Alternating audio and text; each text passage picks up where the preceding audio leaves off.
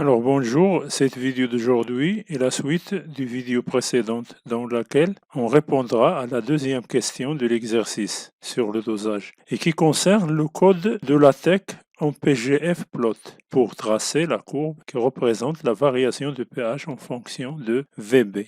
Alors pour réaliser cette courbe-là, on ouvre le fichier d'exercice qu'on a utilisé dans la vidéo précédente qui contient l'exercice et la solution de cet exercice. Alors pour la deuxième question concernant le code de la représentation du pH en fonction de VB, on doit premièrement créer un environnement begin solution end solution. Donc on a déjà répondu à la première question. Alors pour la deuxième question, on doit créer un environnement begin text picture and text picture avant de créer begin centre end centre pour centrer l'exercice. Mais avant de commencer à écrire ce code-là, je vous rappelle que dans LaTeX, la représentation d'une courbe se fait à partir de l'instruction plot, comme on a vu dans l'une des vidéos précédentes, en utilisant le syntaxe suivant. Voilà le syntaxe. Je prends ici un exemple pour rappeler l'utilisation de plot, de code plot, pour tracer une graphe. Par exemple, je voudrais représenter la fonction qui a pour expression x carré. Donc, begin centre, end centre, begin text picture, end text picture. J'écris ici une grille, 0088. Je prends ici 8, 9 pour ma fonction, car 3 au carré me donne 9. Draw, je dessine avec une couleur bleue dans le domaine de 0,3 la fonction x carré. Donc, je fixe la variable, puis j'écris la fonction. Donc, on a vu ça dans une vidéo qu'on a déjà vue. Donc, je compile pour voir ce qu'il me donne. Donc voilà ma courbe x carré dans le domaine 0,3. C'est une partie d'un parabole. Alors notre problème, c'est qu'on a un certain nombre de valeurs, ou une liste des valeurs expérimentales, et on veut, à partir de cette liste-là, tracer un graphe du pH en fonction de VB. La question que je peux poser ici, est-ce qu'avec l'instruction plot, je peux aussi tracer un graphe à partir d'une liste des valeurs expérimentales? La réponse ici, c'est oui. On peut aussi l'utiliser, mais on doit ajouter à cette instruction plot coordinate. Si on ajoute plot coordinate, on peut tracer un graphe à partir d'une liste de couples de coordonnées. Et je vous donne ici un exemple. On a ici 3 points. 3 points de coordonnées 0, 0, 1, 1, 2, 4, 3, 9. Et je voudrais tracer le graphe qui représente ces quatre couples-là. Donc, j'écris le code suivant. Begin text picture, un text picture, draw, une grille de 0, 0 jusqu'à 8, 9. Alors, j'écris ici draw plot coordinate. Donc, j'ajoute à plot coordinate. Cette syntaxe-là, c'est pour dessiner un graphe à partir des couples de coordonnées x, y. Mais ici, j'ai changé ces couples-là. Je les changé pour avoir une courbe plus claire. Pour voir bien comment plot coordinate trace une courbe à partir des points. Ici 0, 0, 1, 1, 2, 0, 3, 1, 4, 0, 5, 1. Donc je compile ici. Alors voilà ce qu'on observe. Alors on observe ici un graphe qui a une forme des dents de scie. Donc la commande plot coordinate peut aussi tracer une courbe à partir d'une liste de couples de coordonnées. Mais il y a une autre extension, plus développée et aussi qui peut faire beaucoup de choses que plot dans TIX. C'est PGF plot.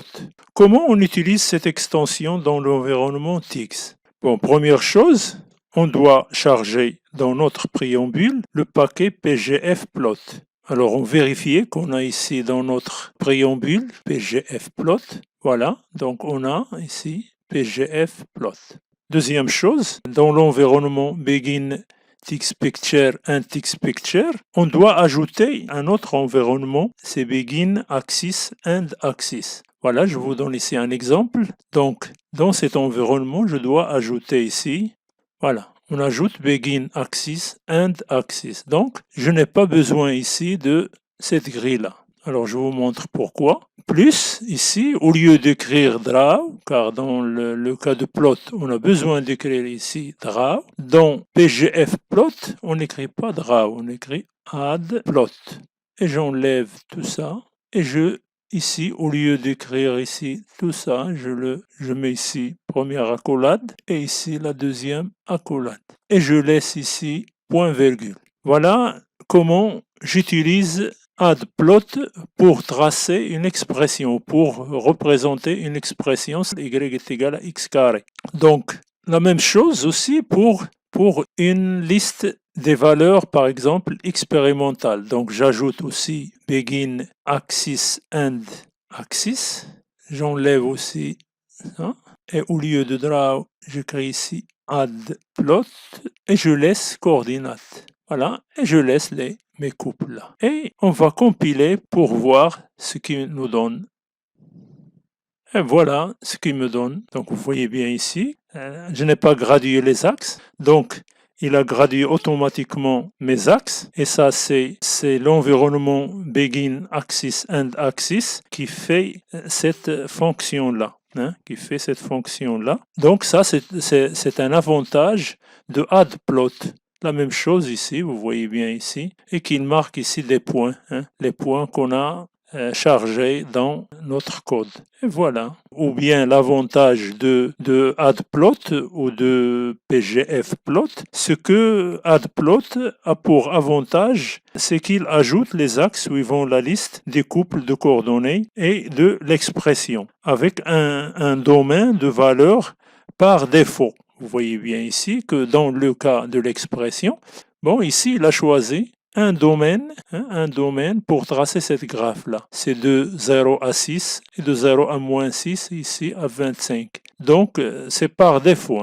C'est par défaut, voilà comment il trace les graphes. De plus, pgf-plot ou add-plot contient des options plus faciles. Je vous donne ici un exemple. Par exemple, pour graduer les axes dans pgf-plot, on utilise, c'est-à-dire une syntaxe très facile, grid style. On verra ça lorsqu'on trace notre courbe ou notre graphe, grid style, qui est très facile. Par contre, si j'utilise plot, je dois utiliser la syntaxe for each. Et vous connaissez bien que for each, c'est un peu difficile, c'est une boucle qu'on doit réfléchir un petit peu pour le faire. C'est pour cela, je vous conseille de consulter le manuel PGF-Plot qui est en anglais pour bien personnaliser votre graphe et pour bien maîtriser un petit peu ce PGF-Plot pour tracer vos graphes. Et je laisse son adresse dans la description. Alors maintenant, j'utilise pgf-plot pour tracer mon graphe, c'est-à-dire la courbe qui représente le pH en fonction de VB. Alors comme on a dit, les données de l'expérience, c'est une liste des valeurs expérimentales. Bon, premièrement, je crée mon premier environnement, begin text picture, un text picture, ultra thick scale 1. Et j'ajoute mon deuxième environnement, begin axis and axis. Et je trace premièrement mon graphe sans option.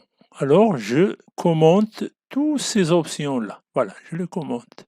Pour vous voyez bien quelle est l'utilité de ces options-là. Ce que je laisse ici seulement les valeurs, c'est-à-dire la liste des valeurs où je l'enregistre entre deux accolades dans add plot coordinate, dans l'environnement begin axis and axis. Et je compile. Alors, ce que vous observez ici, c'est notre courbe.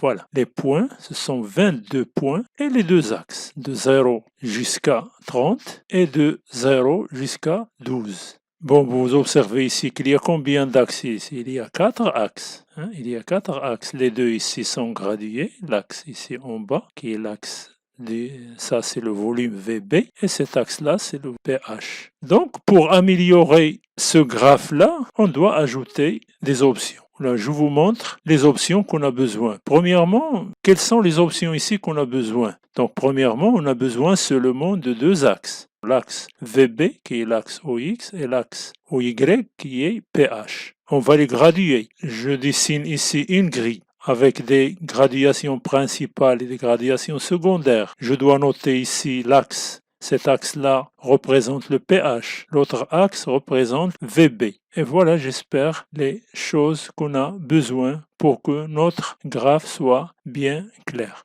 De plus, je peux aussi un petit peu changer l'aspect de cette courbe, car on voit bien que les points sont plus foncés que la ligne de notre courbe. Donc on va régler tout ça avec les options. Bon, retournons à notre fichier TextMaker et commençons à ajouter nos options. Premièrement, commençons par décommenter ces choses-là. Bon, je décommente premièrement ces deux lignes-là, axis X ligne, axis Y ligne. Alors, ces deux lignes-là me fixent les deux axes, l'axe des X et l'axe des Y. Je voudrais que l'axe des X, c'est celui qui est en bas, et l'axe des Y, c'est celui qui est à gauche. Les deux autres axes, je n'ai pas besoin. Donc, axis X ligne affiche les deux côtés graphiques au X et au Y. Voilà la première chose qu'on va faire. Deuxièmement, la grille. Alors, la grille, pour moi, la grille, j'écris ici bot. Qu'est-ce que ça veut dire bot? Ce code-là dit qu'il ne faut pas activer les grandes lignes de la grille, qu'il doit les cacher. Pour que ces axes-là soient observables, au lieu d'écrire bot, j'écris major, grid major. Mais si j'écris grid major, je n'ai pas le droit d'écrire ces deux lignes-là, grid style, major, grid style. Pourquoi? Lorsque j'écris grid bot, ça veut dire qu'il ne faut pas activer les grandes lignes de la grille, ça veut dire que je personnalise ces lignes-là. Alors, je personnalise la ligne grid style, ça veut dire ici 0,2 points, c'est les gradations ou la grille secondaire qui a 0,2 points, couleur gris 10% gradué. Et la grille principale de 0,3, l'aspect des lignes de cette grille-là est de 0,3 points et de couleur gris 50%. Donc, si je ne voudrais pas écrire ces deux lignes-là, j'écris ici major. Si j'écris grid bot et je n'écris pas ces deux lignes, donc la grille n'apparaît pas sur ma courbe ou sur mon graphe. Deuxièmement, ici, marque. Marque, c'est un marqueur. Alors ici, le marqueur, je ne l'utilise pas ici car j'utilise ici marque, je laisse comme par défaut, j'utilise marque 6. C'est-à-dire c'est la taille des points de coordonnées x, y. Et je peux aussi utiliser marque comme une étoile, comme x, comme plus, comme non, par exemple marque non, supprime les marqueurs. Mais lorsqu'on utilise les marqueurs, je dois ajouter à mon livret plot marque, ustix livret plot marque. Je dois l'écrire après add-plot.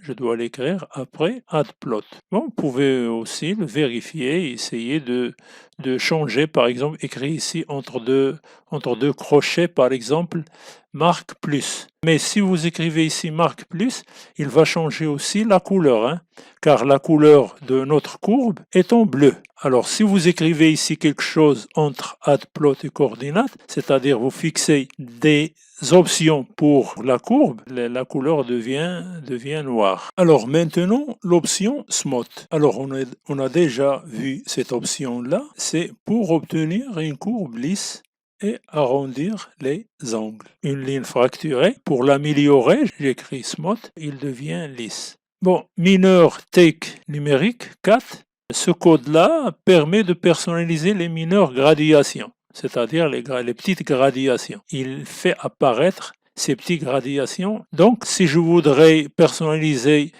ces petites gradations-là, ces mineures gradations, je peux le particulariser en écrivant ici X ou Y. Par exemple, si j'écris mineur X, texte numérique 4, il va graduer seulement l'axe des X. Ici, je n'écris ici rien, donc il va graduer X et Y. Il va spécifier seulement le nombre de gradations sur l'axe OX. Donc le nombre de gradations, c'est 4, sur chaque grande gradation. Maintenant, j'ai déjà parlé de grid style et major grid style. Maintenant, Y min c'est 0, Y max c'est 12, je fixe. Bon, si je ne le fixe pas, bon, automatiquement il le fixe. Si je voudrais le changer, donc je change. Par exemple, si j'écris ici 14, il me donne de 0 à 14.